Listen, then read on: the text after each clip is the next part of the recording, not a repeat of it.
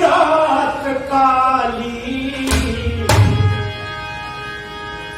मेरी बात की तारीफ करते हो ना आप भी, तो एक बार फिर खोल देंगे सारे मेरे साथ।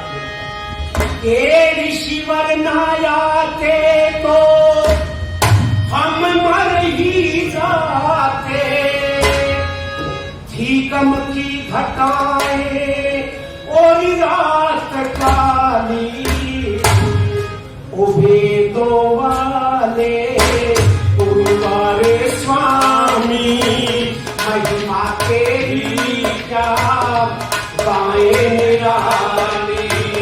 उजला था भूले चले सूर्य की बतिया, तूने खिला दिए तन करके मारी। बहुत अच्छे।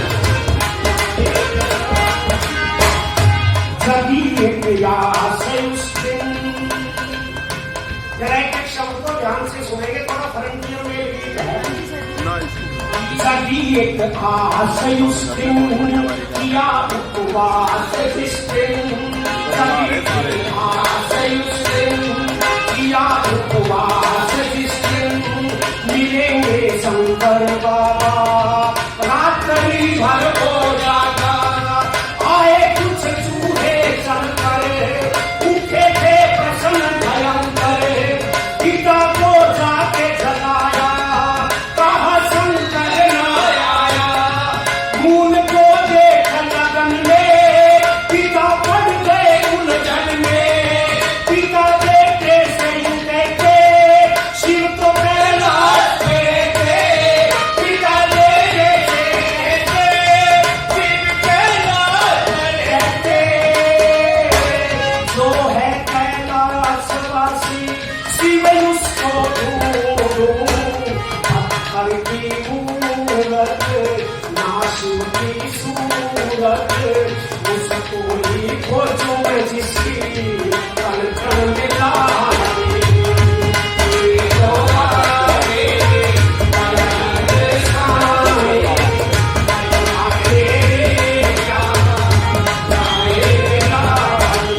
बहुत अच्छे।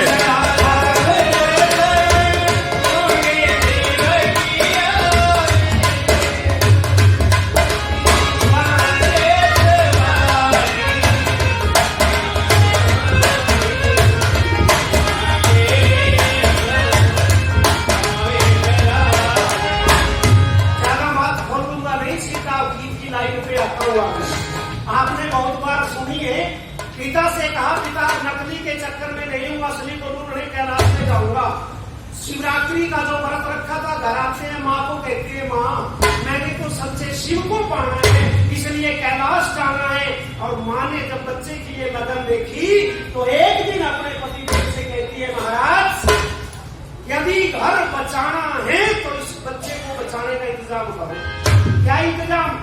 कि इसको जकड़ना पड़ेगा अन्यथा ये घर छोड़ करके जाएगा। ये मूल शंकर एक ही बेटा है, मेरा लाडला बेटा, ये चला जाएगा तो मैं कैसे जीऊंगी, प्रबंध करो। और पिता ने प्रबंध कर दिया, हाथों में हथकड़ी पैरों में बेड़ियां बांधने की योजना बना दी। कौन सी हथकड़ी थी? हाथों में हथकड़ी थी कंगना बांधने की, पैरों की बेड़ी थी रखड़ी बांधने की। शादी करने की तैयारी कर दी, इधर तो विवाह के बंधन में बांधने की तैयारी कर रहे हैं और उधर उन्मुक्त गगन के पंछी की तरह पंछी एक दिन रात को शुरू हो गया, घर से निकल करके चल पड़े कि चला परिवार कद करे, पिता का वो प्यार कद करे। चला परिवार कद करे, पिता का प्यार कद करे। तिलक की माँ को छोड़ा मगर डाला मोड़ा, मिले साधु सन्यासी मूर्ति और अंदर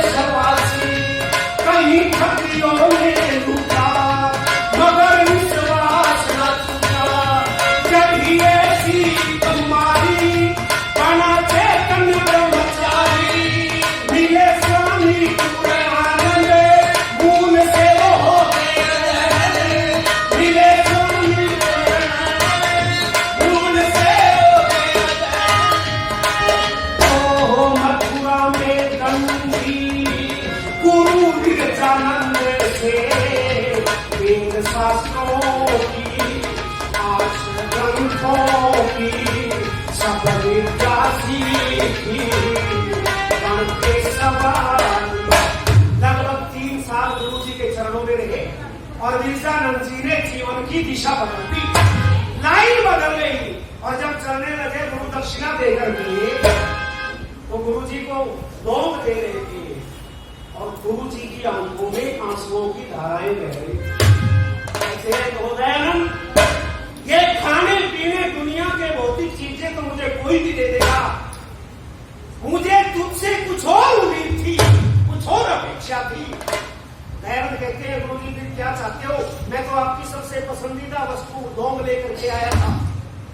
गुरु विद्यानंद जी कहते हैं दयानंद, मुझे तुम्हारे चेहरे के ऊपर वो ओज और तेज दिखाई देता है, तुम्हारी भुजाओं के अंदर वो बल और कुवत दिखाई देती है कि तुम अन्याय, अत्याचार, भ्रष्टाचार, शोषण, भेदभाव, पाखंड और अंधविश्वास के बड़े बड़े किलों को गिराने की क्षमता तुम्हारे अंदर,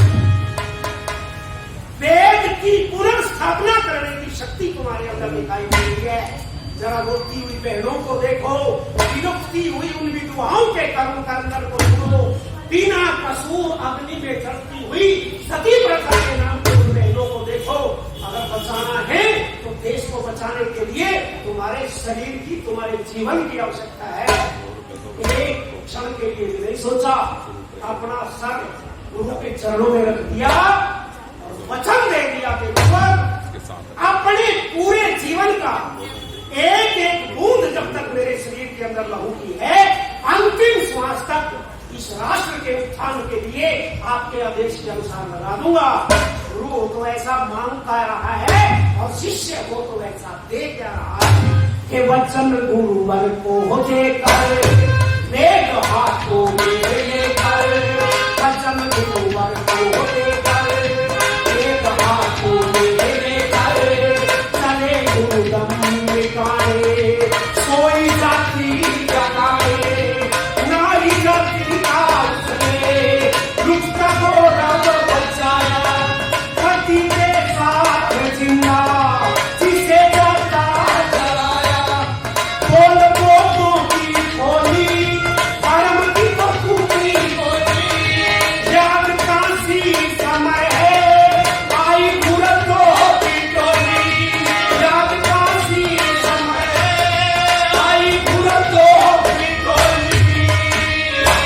विषमित श्रद्धानंद गुरु भक्त कितने दिए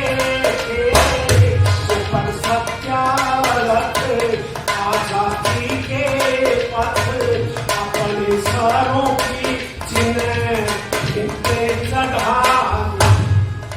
एक आदमी कितनों का निर्माण करके गया। श्री दयानंद सरस्वती जी महाराज की एक आवाज पे लाखों लोग उनके पीछे करने के लिए तैयार हो जाते थे। कितने क्रांतिकारियों को तैयार किया। झांसी की रानी लक्ष्मीबाई, नाना साहब, बेगम हजरत महल और बिहार के जगदीशपुर के राजा कुंवर सिंह के लोगों को प्रेरित करके 1857 की क्रांति को चलाने वाला कोई योद्धा यदि है, आपको पता है, स्वराज्य और स्वदेश ये किसने दिया शब्द? सबसे पहले किसने दिया?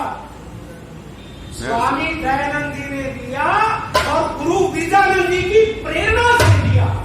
वो जोत जगाने वाला कोई योद्धा था, वो गुरु विद्यानंद जी महाराज थे। कितने क्रांतिकारियों को तैयार करके देश की आजादी के लिए झोंक दिया।